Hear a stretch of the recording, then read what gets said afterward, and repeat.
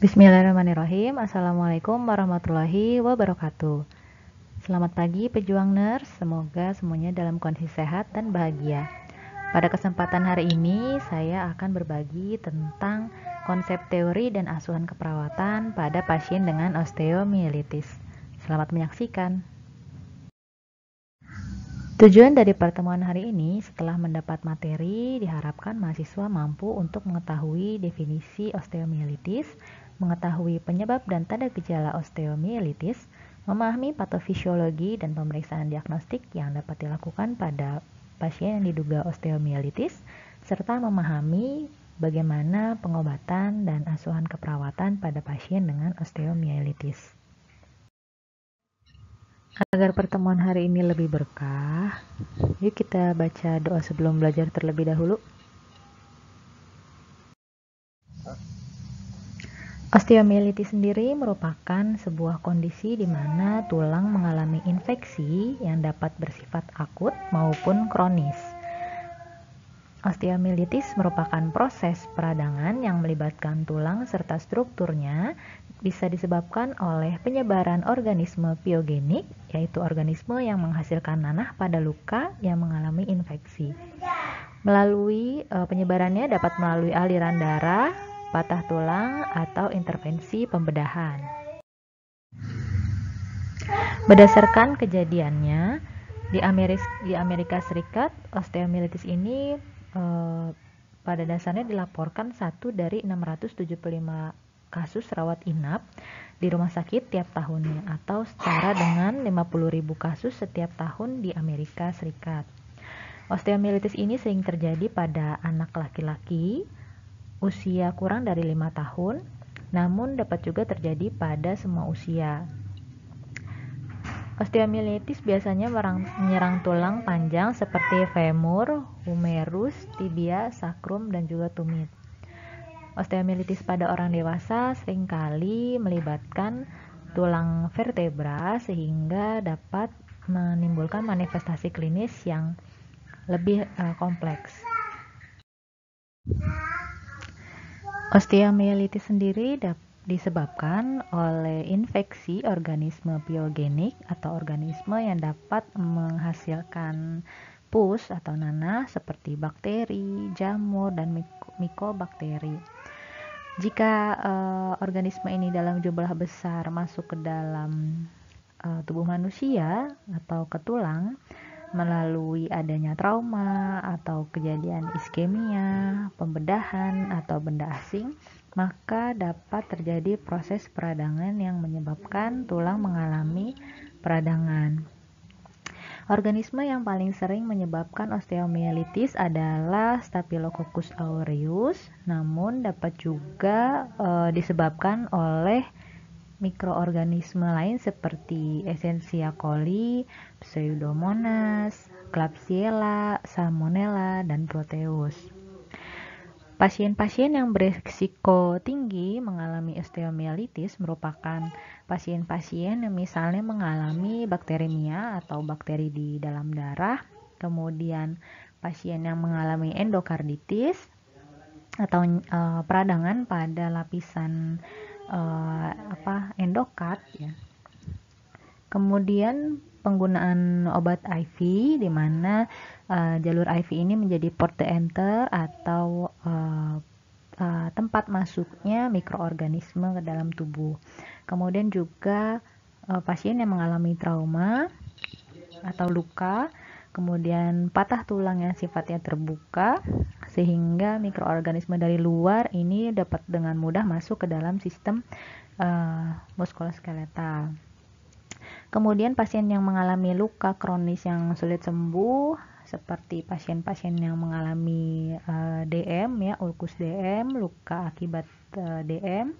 Kemudian adanya penyakit pembuluh darah perifer, neuropati perifer, kemudian penggunaan alat prostetik, misalnya alat-alat katup jantung yang dibuat, katup jantung buatan gitu ya, atau misalnya pemasangan pen pada fraktur misalnya. Kemudian juga pasien yang mengalami penyakit sel sabit atau HIV, atau juga pasien yang mengkonsumsi obat-obatan penekan imun atau imunosupresif, misalnya pasien yang mendapatkan terapi maupun juga pasien yang mendapat terapi steroid.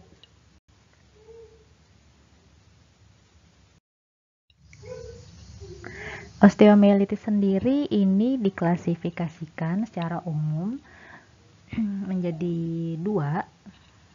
Yang pertama, klasifikasi menurut Liu and Waldvogel ini berdasarkan durasi penyakitnya, apakah dia osteomielitis akut atau osteomielitis kronis, dan juga dibagi berdasarkan mekanisme infeksi, baik infeksi yang sifatnya hematogen atau infeksi yang berdekatan.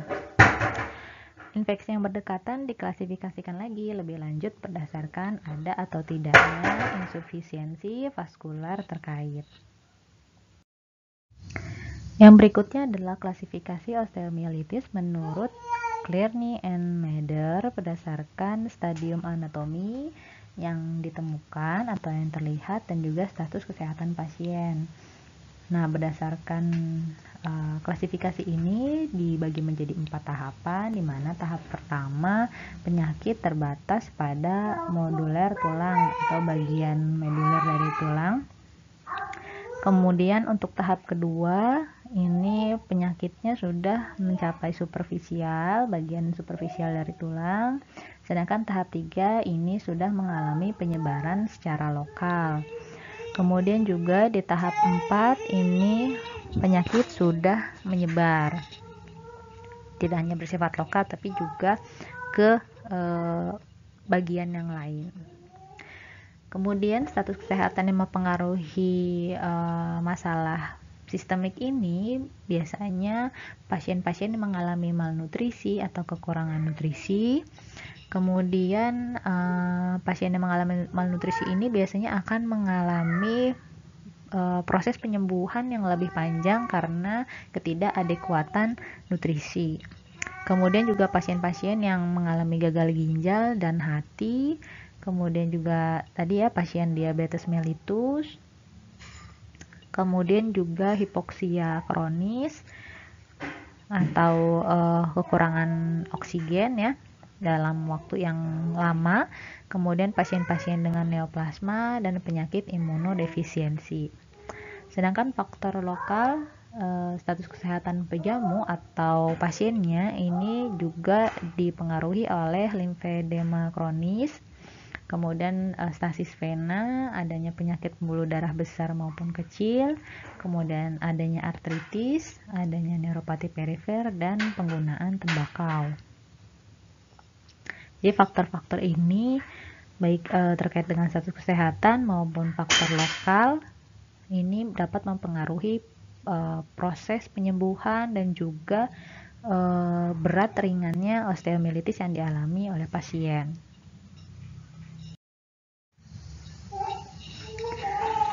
Terkait dengan manifestasi klinis atau tanda gejala yang muncul pada pasien dengan osteomielitis, ini pada dasarnya tergantung juga dari penyebab osteomielitisnya. Apakah ini infeksi yang sifatnya cepat atau infeksi yang terjadinya secara lambat. Gejala-gejala lokal ini dapat ditemukan pada pasien dengan osteomielitis, misalnya eritema ya, atau seperti ruam-ruam merah ya. Kemudian juga pembengkakan pada area yang infeksi, kemudian rasa hangat jika dipalpasi ya di tempat yang terjadi infeksi, kemudian ada nyeri tumpul dengan atau tanpa gerakan. Jadi ketika pasien menggerakkan area yang terinfeksi, ini akan menimbulkan nyeri. Kemudian juga bisa muncul demam atau menggigil. Kemudian keluhan adanya kesulitan menggerakkan sendi di sekitar area yang mengalami infeksi. Kemudian juga pasien bisa mengalami kesulitan berjalan, tentu jika infeksi ini di area tulang kaki ya. Kemudian juga pada pasien yang dewasa dan mengalami osteomielitis di area vertebra, ini bisa mengalami kaku pada punggung. Sedangkan pada bayi yang mengalami osteomielitis ini bisa menunjukkan tanda gejala iritabilitas. Kemudian pada fase subakut osteomielitis ini pasien dapat mengalami malaise, kemudian nyeri ringan yang terjadi selama beberapa minggu dan juga ada demam minimal.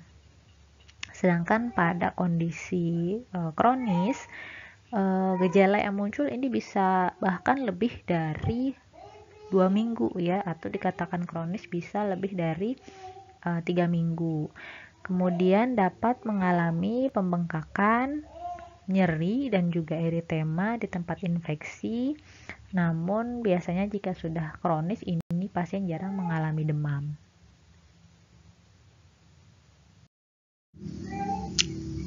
Ralat maksudnya tadi untuk yang penyakit dikatakan kronis itu jika dialami lebih dari 3 bulan. Misalnya tanda dan gejala ini sudah lebih dari 3 bulan gitu ya. Namun untuk osteomielitis kronis sendiri ini gejalanya bisa dirasakan lebih dari 2 minggu gitu. Namun perjalanan penyakitnya sendiri itu dikatakan kronis jika sudah dialami lebih dari 3 bulan. Kemudian bagaimana terjadinya osteomielitis ini? Tadi salah satu organisme yang menyebabkan osteomielitis tersering itu akibat adanya invasi Staphylococcus aureus.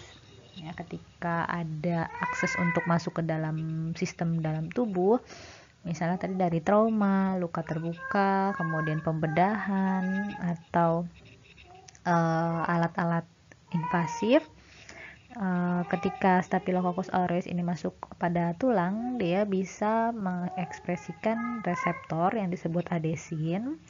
Kemudian beberapa komponen matriks tulang seperti laminin, kolagen, fibronektin ya, kemudian sialoglikoprotein ini bisa mengalami infeksi akibat adanya invasi dari Staphylococcus. Kemudian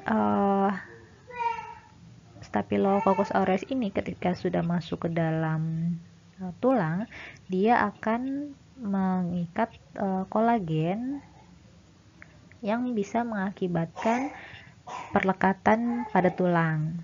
Kemudian beberapa bakteri ini bisa menghasilkan lapisan biofilm pelindung di sekitar mereka dan permukaan di bawahnya. Nah, ini tadi ketika mikroorganisme masuk ke dalam area yang mengalami trauma, ini di dalam kondisi ketika tulang mengalami hematom, mikroorganisme ini menginfeksi lokasi setempat, ya, tempat di mana mikroorganisme ini masuk. Kemudian mikroorganisme ini jumlahnya lumayan banyak sehingga tubuh tidak dapat melakukan kompensasi. Kemudian juga terjadi penyebaran melalui aliran darah. Kemudian ketika sudah masuk ke dalam sistem aliran darah, maka mikroorganisme ini sampai ke metafisis tulang yang panjang yang bersambung dengan epifisis. Kemudian akan mengalir ke sinusoid. Nah, ketika ini terjadi, mikroorganisme tumbuh dan membentuk pus di tulang. Ya, tadi kita tahu bahwa organisme yang masuk ke dalam tulang ini memang memiliki karakteristik khusus yang dapat menghasilkan pus. Ya, jadi ketika dia masuk ke dalam tulang menghasilkan pus, sehingga karena tulang strukturnya keras, ini akan meningkatkan tekanan di dalam kavum medularis tulang yang kaku. Kemudian pus akan terdorong lewat kanalis Havers dengan membentuk abses subperiosteum. Ya, gambaran yang tadi di depan ya. Kemudian ini mengakibatkan tulang akan kekurangan pasokan darah, ya, karena terhalang oleh adanya pus, sehingga tulang mengalami iskemik dan dalam jangka waktu yang lama dapat mengalami nekrotik atau kematian jaringan. Akibat kondisi ini, periosteum terstimulasi untuk menciptakan tulang baru di area luar dari tulang yang sudah rapuh, ya.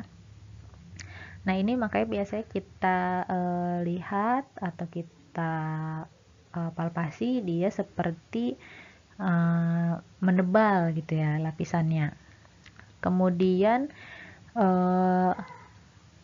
tulang yang tadi nekrotik ini akan mati, terbentuk sequestrum.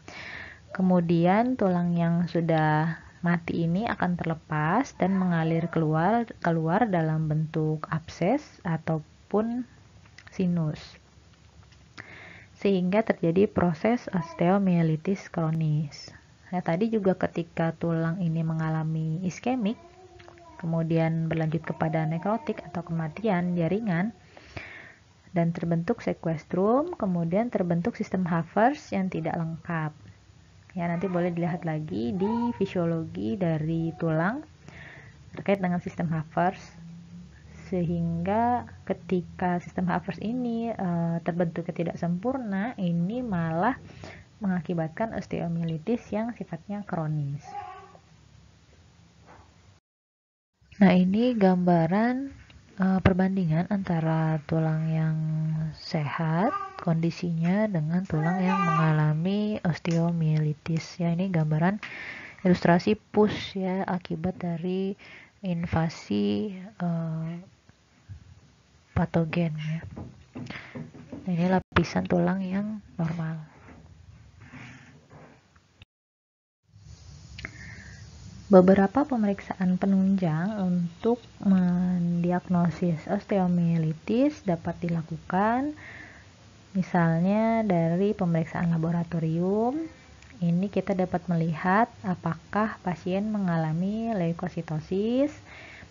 Ya, walaupun pemeriksaan laboratorium ini tidak spesifik terkait dengan kondisi osteomielitis saja, tapi ini dapat memperkuat data, menunjang data bahwa pasien ini mengalami osteomielitis. Kemudian adanya peningkatan laju sedimen eritrosit, kemudian juga protein C-reaktin. Nah, untuk protein C-reaktin ini atau CRP ini ada hubungannya dengan respon klien terhadap terapi dan juga dapat digunakan untuk evaluasi pengobatan yang diberikan. Kemudian juga jika dilakukan kultur darah, hasilnya bisa menunjukkan positif, terutama pada osteomielitis hematogen yang melibatkan organ-organ atau bagian seperti tulang vertebra, kemudian juga klavikula ataupun pubis. Pemeriksaan penunjang lainnya yaitu dengan pencitraan radiografi. Pemeriksaan ini dilakukan untuk menyingkirkan kemungkinan penyebab dari gejala lain, misalnya pada pasien metastasis atau pasien patah tulang akibat osteoporosis gitu ya. Jadi dengan pencitraan ini lebih jelas gambaran yang terlihat apakah ini terjadi metastasis atau fraktur akibat osteoporosis. Kemudian juga pencitraan radiografi ini dilakukan untuk melihat apakah ada pembengkakan pada jaringan lunak, ataukah ada osteopenia, osteolisis, apakah ada destruksi tulang, dan reaksi periosteal non-spesifik. Kemudian pemeriksaan lainnya yaitu MRI. Ini pemeriksaan yang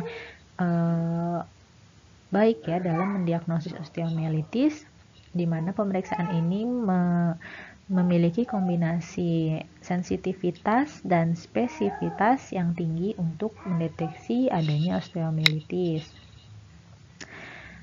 Dengan pemeriksaan MRI ini, kita dapat mendeteksi infeksi tulang secara sejak awal dalam waktu 3-5 hari setelah adanya penyakit yang dirasakan pasien.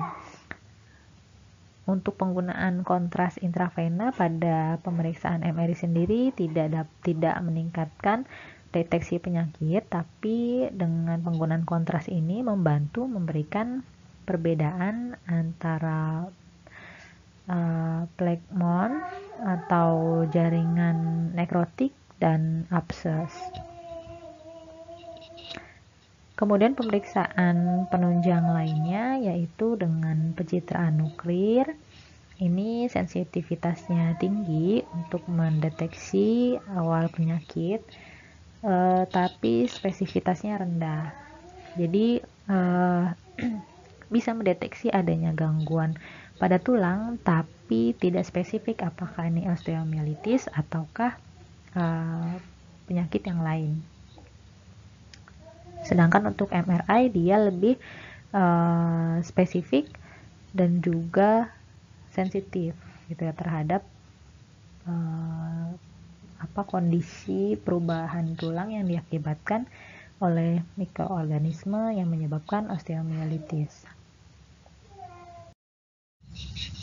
Pemeriksaan penunjang berikutnya yaitu dengan tomografi emisi positron atau kita kenal dengan PET.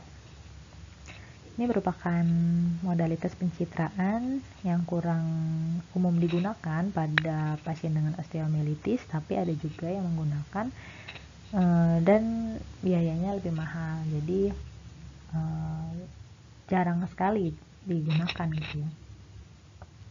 Kemudian untuk CT scan ini lebih sensitif dari radiografi polos untuk menilai integritas kortikal dan trabekular, serta untuk melihat reaksi periosteal, kemudian adanya gas jaringan lunak dan intraseus. Kemudian juga dapat melihat apakah ada perluasan saluran sinus.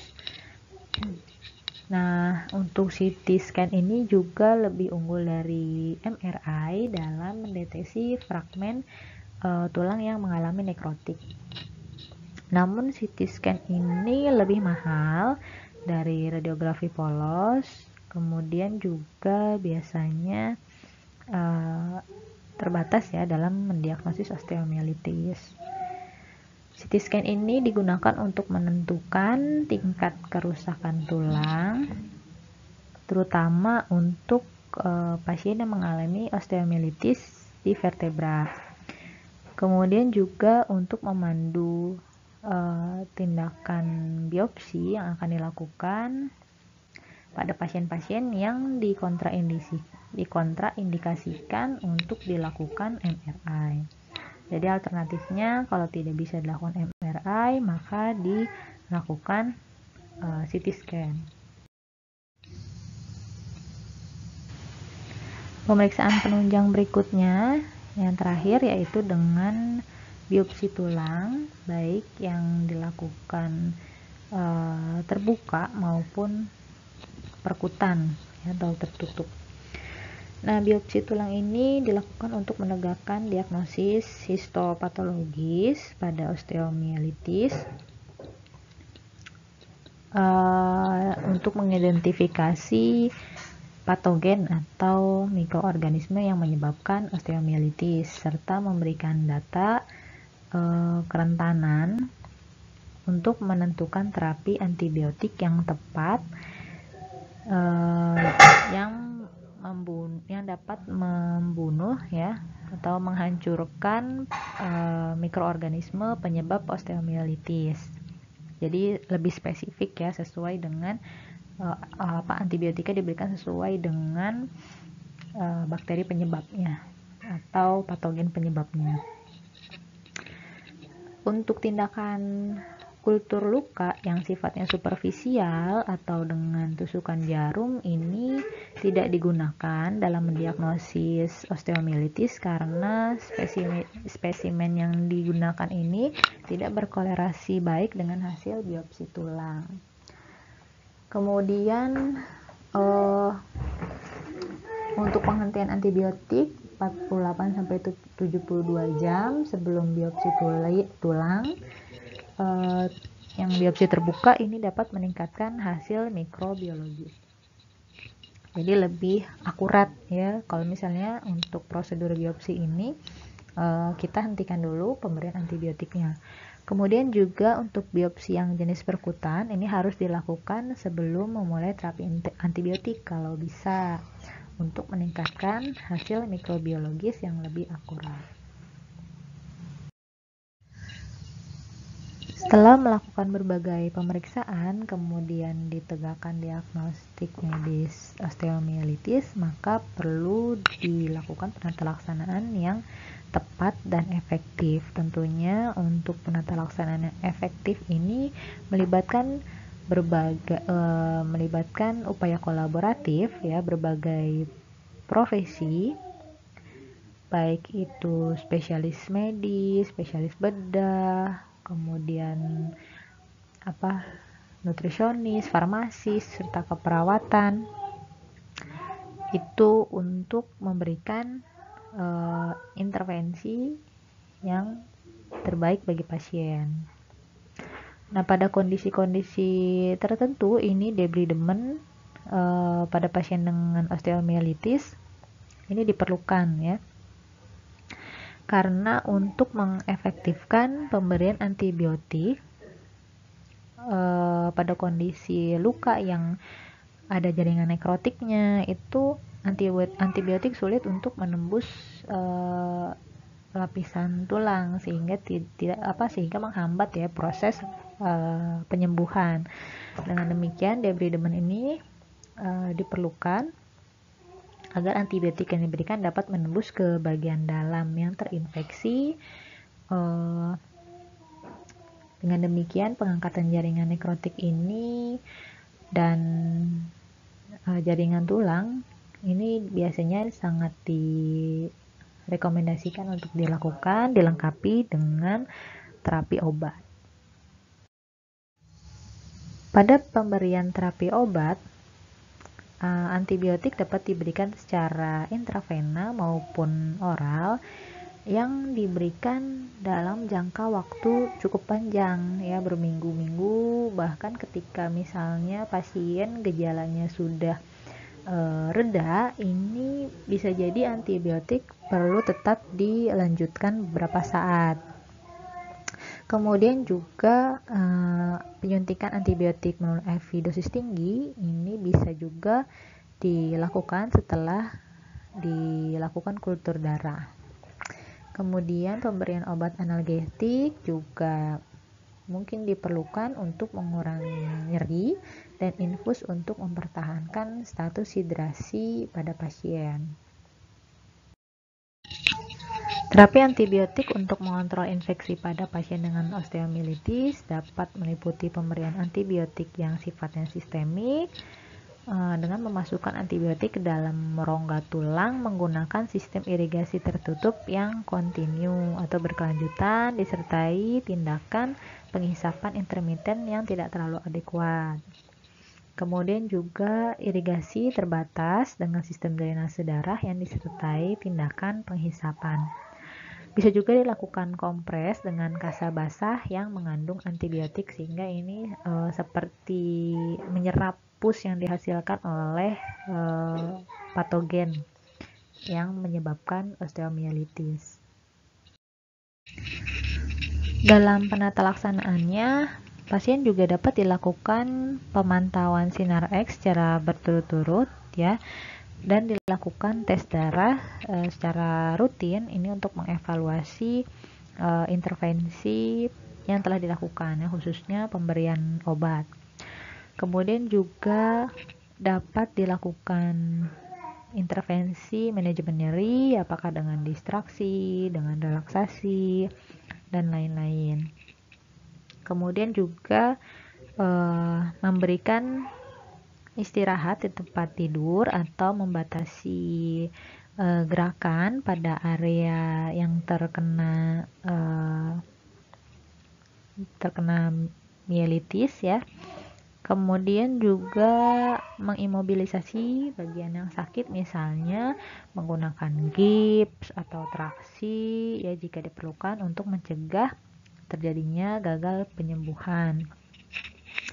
Kemudian juga dapat dilakukan operasi jika diperlukan untuk membuang cairan-cairan infeksius dan mengangkat jaringan tulang yang rusak. Ini tadi tindakan debridement yang tadi di awal sudah disampaikan. Karena penata laksanaan yang cukup panjang pada pasien dengan osteomielitis, pengobatan yang lama, ini perlu mempertimbangkan hal-hal yang sifatnya jangka panjang untuk mencegah komplikasi lebih lanjut ya, serta untuk mencegah misalnya terjadinya patah tulang ya akibat tulang yang mengalami infeksi, kemudian juga adanya pertumbuhan terhambat pada anak, kemudian juga perlu dilakukan pencegahan terhadap infeksi gangren di area yang terkena. Beberapa komplikasi akibat osteomielitis seperti artritis septik, fraktur patologis, ini akibat bagian korteks tulang yang lemah. Jadi pasien beresiko untuk mengalami fraktur, karena itu salah satu penata laksanaan tadi imobilisasi ya. Kemudian juga komplikasi terbentuknya karsinoma sel squamosa, kemudian pembentukan saluran sinus, kemudian amyloidosis. Namun ini jarang terjadi. Kemudian juga adanya abses, deformitas tulang, infeksi sistemik, infeksi jaringan lunak yang berdekatan, bahkan dilakukan amputasi. Ya, tentu ini perawatan dini termasuk pemberian terapi antibiotik sangat diperlukan untuk mencegah terjadinya komplikasi-komplikasi ini. Sebelum menegakkan diagnosis keperawatan, tentu berbagai pengkajian perlu dilakukan Misalnya untuk pemeriksaan fisik sendiri diutamakan fokus pada adanya kemungkinan infeksi, kemudian menilai bagaimana fungsi sensorik dari tulang yang terkena infeksi, kemudian juga menilai motoriknya tentu ya. Kemudian juga menilai bagaimana kondisi pembuluh darah perifer.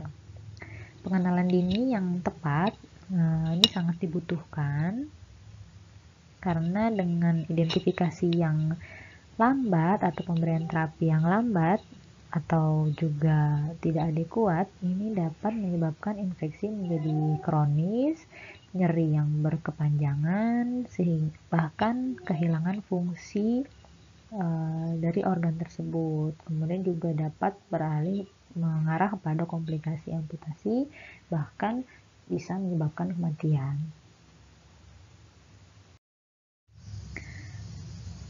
Perawat perlu melakukan pengkajian terkait dengan riwayat penyakit pasien, pemeriksaan fisik dan laboratorium yang terkait, misalnya tadi laju endap darah, ya, kemudian nilai leukosit. Kemudian juga perlu mengkaji apakah adanya riwayat infeksi pada saluran kemih atau infeksi pada saluran nafas, telinga atau kulit. Ya, kemudian apakah pernah mengalami gigitan hewan atau bahkan manusia. Kemudian juga apakah pernah mengalami trauma tembus lainnya, misalnya tertusuk pisau, ya. Kemudian mengecek jumlah sel darah putih yang menunjukkan adanya leukositosis. Tahu peningkatan sel darah putih ya, leukosit yang signifikan. Kemudian apakah adanya kenaikan laju endap darah. Kemudian kalau sudah pernah dilakukan kultur darah, apakah ada mikroorganisme yang menyebabkan osteomielitis. Kemudian juga melakukan pemeriksaan diagnostik, misalnya MRI untuk membedakan sumsum tulang dari jaringan lunak.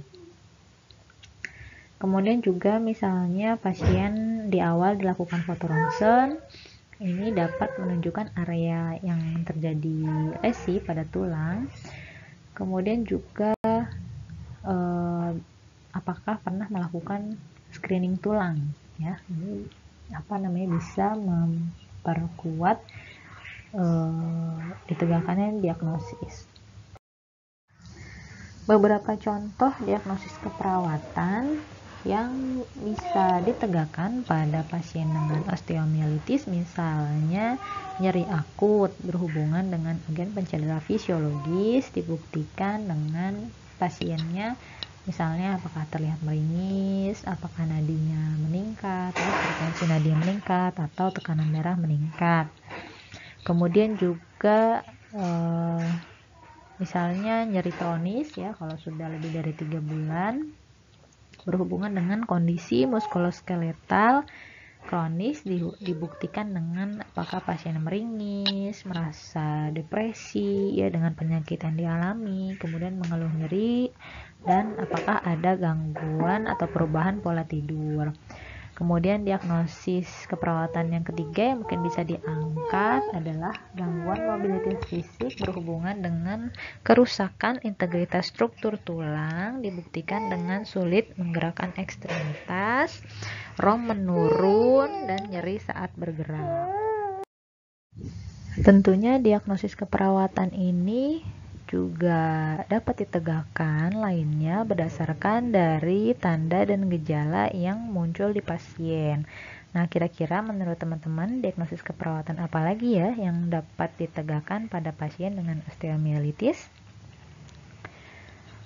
Nah, berikutnya kita lihat luaran dan intervensi keperawatan berdasarkan contoh diagnosis keperawatan yang tadi kita buat ya. Misalnya untuk nyeri akut luaran yang diharapkan, tingkat nyerinya menurun dengan kriteria hasilnya, keluhan nyeri menurun, meringis menurun, frekuensi nadinya membaik, tekanan darah membaik, dan sulit tidur menurun. Intervensi yang dilakukan, manajemen nyeri, untuk aktivitasnya apa saja atau tindakannya apa saja, silakan lihat di buku Psiki. Kemudian untuk diagnosis keperawatan nyeri kronis, ini luaran yang diharapkan, status kenyamanannya meningkat, dengan kriteria hasilnya keluhan tidak nyaman menurun, meringis menurun, pola tidurnya membaik. Ini juga kriteria hasilnya disesuaikan ya dengan tadi simptomnya apa di diagnosis. Kemudian intervensi yang dapat dilakukan misalnya perawatan kenyamanan dan edukasi aktivitas atau istirahat. Atau bisa juga intervensi lainnya sesuai dengan kebutuhan pasien. Silakan teman-teman lihat isi tindakan yang diberikan apa. Untuk keluaran dan intervensi keperawatan pada diagnosis gangguan mobilitas fisik, luarannya diharapkan setelah pemberian intervensi 1x24 jam, misalnya mobilitas fisik ini meningkat dengan kriteria hasilnya ROM meningkat, nyerinya menurun, gerakan terbatasnya menurun. Nah, untuk intervensi yang dapat dilakukan, misalnya apakah diberikan dukungan mobilisasi, edukasi latihan fisik, promosi latihan fisik, dan lain-lain. Ya, dilihat tindakannya yang sesuai untuk diberikan ke pasien apa. Tindakan lainnya terkait dengan edukasi, walaupun biasanya tindakan di beberapa intervensi itu ada tindakan edukasinya, namun untuk edukasi yang perlu diberikan pada pasien dengan osteomielitis, mengingat pengobatannya yang panjang, ini perlu diberikan pendidikan kesehatan atau edukasi kepada pasien tentang sifat terapi yang berkepanjangan dan perlunya kepatuhan terhadap pengobatan untuk memastikan penyembuhan luka yang memadai sehingga mengurangi resiko kekambuhan dan juga komplikasi ya. Jadi kalau kita lihat kan berminggu-minggu untuk pengobatannya, bahkan mungkin berbulan-bulan, bahkan ketika pasien sudah melewati masa akut atau sudah lebih ringan gitu ya kondisinya. Kemudian juga anjurkan pasien untuk mengkonsumsi makanan yang kaya protein ya, kaya nutrisi dan juga vitamin C untuk membantu proses penyembuhan luka. Kemudian hindari gerakan yang menyentak. Kemudian anjurkan kepada pasien untuk melaporkan rasa nyeri jika mendadak, kemudian ada krepitasi ya atau deformitas. Nah, ini kalau ada krepitasi bisa dicurigai terjadinya fraktur. Kemudian juga ajarkan cara pasien melindungi dan membersihkan area luka secara mandiri di rumah. Kemudian juga pasien perlu tahu bagaimana mengenali tanda timbulnya infeksi kembali. Misalnya ada kemerahan, hangat, dan lain-lain.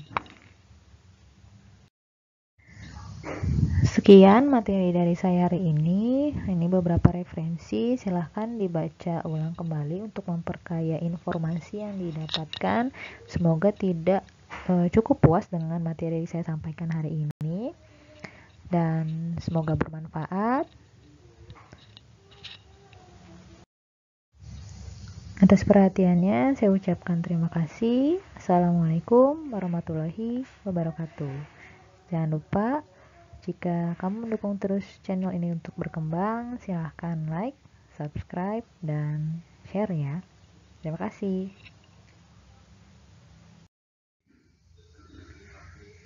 Terima kasih sudah menyaksikan. Jika dirasakan channel ini bermanfaat dan menambah informasi untuk kalian, silahkan like, subscribe, dan share.